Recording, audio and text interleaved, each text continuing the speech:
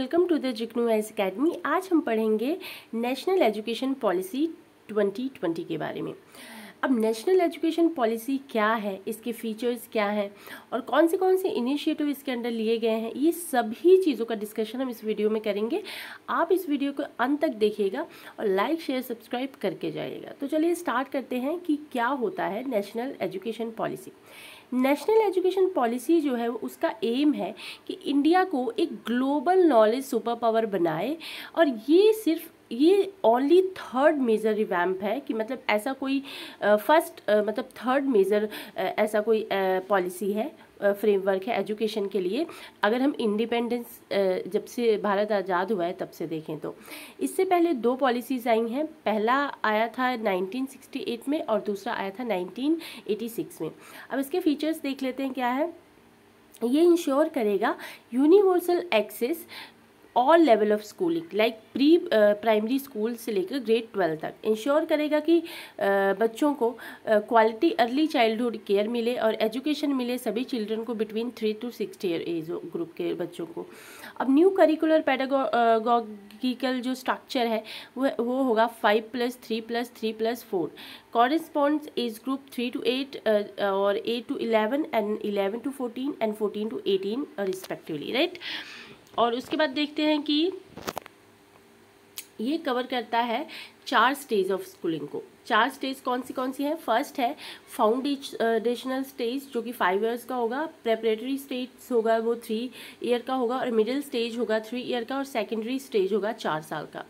इसमें कोई भी हार्ड सेपरेशन नहीं होगी बिटवीन आर्ट और साइंस और between curricular extra curricular activities और between vocational and academic streams, right. अब ये एम्फेसिस करेगा on promoting multilingualism and Indian languages, ठीक है। जो जिस लैंग्वेज से बच्चे आते हैं उनका जो लोकल लैंग्वेज है और इंडियन लैंग्वेज है उसको भी ये प्रमोट करेगा। और कुछ नई जो नेशनल असेसमेंट सेंटर जो सेटअप किए गए हैं। पहला है परख मतलब performance assessment review analysis of knowledge for holistic development. Separate gender inclusion fund बनाया जाएगा और स्पेशल एजुकेशन जोन बनाए जाएंगे कि जो डिसएडवांटेजेस रीजन है और ग्रुप्स हैं उनको हेल्प प्रोवाइड की जा सके। कुछ मेजर इनिशिएटिव लिए गए हैं अंडर नेप और 2020। वो है, पहला है PM school for rising India, PM Shri. इस स्कीम का स्कीम का एम है कि हाई क्वालिटी एजुकेशन प्रोवाइड की जाए और इंक्लूसिव और जॉयफुल स्कूल एनवायरनमेंट प्रोवाइड किया जाए। सेंट्रली स्पॉन्सर्ड स्कीम है ये, जो कि लॉन्च हुई थी सितंबर 2022 में, ताकि जो स्कूल हैं अक्रॉस द कंट्री 14,500 स्कूल से ज़्यादा स्कूलों को अपग्रेड और डेवलपमेंट किया जा सके वहाँ का। और 630 करोड़ एलोकेट किए गए थे इन स्कूलों को अपग्रेड करने के लिए under PM Shri initiative, right. उसके बाद देखते हैं निपुण भारत। इस विज़न का जो ये एक विज़न ऑफ नेशनल इनिशिएटिव है for proficiency in reading with understanding and numeracy, right. Bharat mission को क्रिएट किया गया है ताकि ये एक अच्छा इन्वायरमेंट प्रोवाइड कर सके और जो फाउंडेशनल लिटरेसी है, न्यूमरेसी है, उसको इम्प्रूव कर सके और हर चाइल्ड जो है अपनी डिज़ायर लर्निंग को अचीव कर सके, जैसे कि reading, writing, numeracy at the end of the grade 3 and by the 2026 to 27। Next है पीएम ई विद्या। पीएम ई विद्या का जो एम है कि ऑनलाइन एजुकेशन को प्रमोट करना और डिजिटल लर्निंग को इजी बनाना और various e learning platform provide करना लाइक दीक्षा, और उनको ई बुक्स ऑफर करना, ई कंटेंट स्टूडेंट को जो ऑल ओवर कंट्री के स्टूडेंट्स हैं उनको ई कंटेंट और ई बुक प्रोवाइड करना। नेक्स्ट है NCFFS यानी कि जादुई पिटारा। ये लॉन्च किया गया था एक curriculum framework for foundational stage के लिए, और जादुई पिटारा जो है कि एक play based learning teaching material है जो कि बच्चों के लिए खास बनाया गया है between 3 to 8 years age group के लिए, ठीक है। नेक्स्ट है निष्ठा एक नेशनल इनिशिएटिव है for school heads and teachers. ये होलिस्टिक एडवांसमेंट है जो कि टीचर्स की कैपेसिटी बिल्डिंग के लिए बनाया गया है, उनके लिए कुछ प्रोग्राम बनाए गए हैं इसमें। और जो कि स्कूल प्रिंसिपल जो कि इंडिया में है उन सब चीज़ों पर ये फोकस करेगा। नेक्स्ट है NDEAR, national digital education architecture. ये आर्किटेक्चरल ब्लू प्रिंट है जो कि सेट किया गया है guiding principles and building blocks, जो कि एक डिजिटल टेक्नोलॉजी बेस्ड एप्लीकेशन है जो कि एजुकेशन में यूज़ होगी, जिससे एजुकेशन का जो लेवल होगा और भी ज़्यादा इम्प्रूव होगा, राइट। उसके बाद देखते हैं एकेडमिक फ्रेमवर्क्स। इंट्रोडक्शन जो है नेशनल क्रेडिट फ्रेमवर्क का, national higher education qualification framework, ये फैसिलिटेट करता है credit transfer and academic flexibility. Next है increase investment in education. Policy advocate करता है कि दोनों लेवल के गवर्नमेंट, चाहे वो सेंट्रल की हो चाहे वो स्टेट की हो, उनको एलोकेट किया जाना चाहिए combine percentage of GDP, 6% of GDP for education, ठीक है।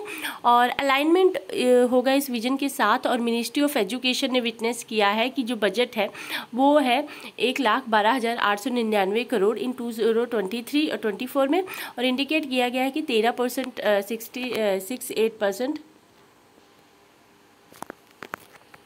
13.68% इंक्रीमेंट होगा फ्रॉम 2022 टू 21 तक, ठीक है।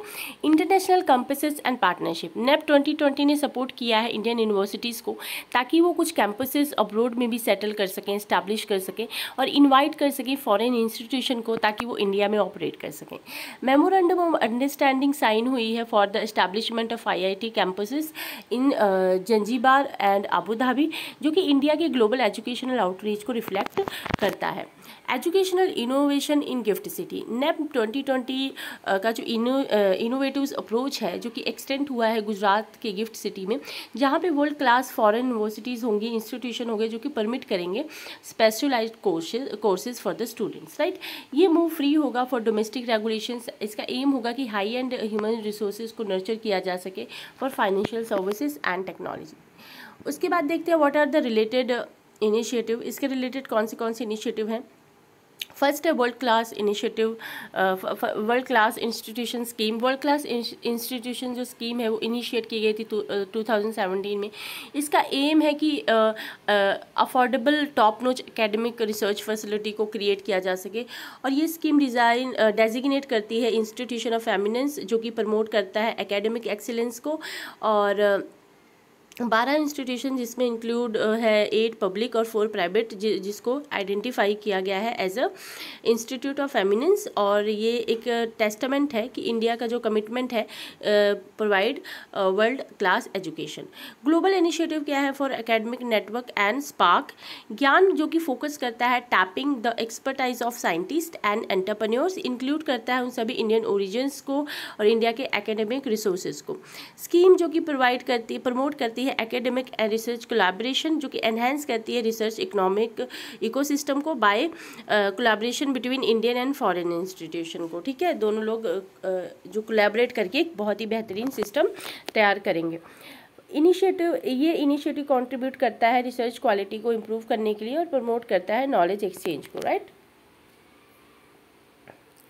तो आई होप आपको वीडियो समझ आई होगी। अगर आपको फिर भी कोई डाउट लगता है तो आप कमेंट बॉक्स में बताएं, मैं उसको ट्राई करूँगी रिजॉल्व करने के लिए। आप वीडियो को लाइक शेयर सब्सक्राइब कर दीजिएगा और मिलते हैं नेक्स्ट वीडियो में। Till then take care, bye bye, thank you so much.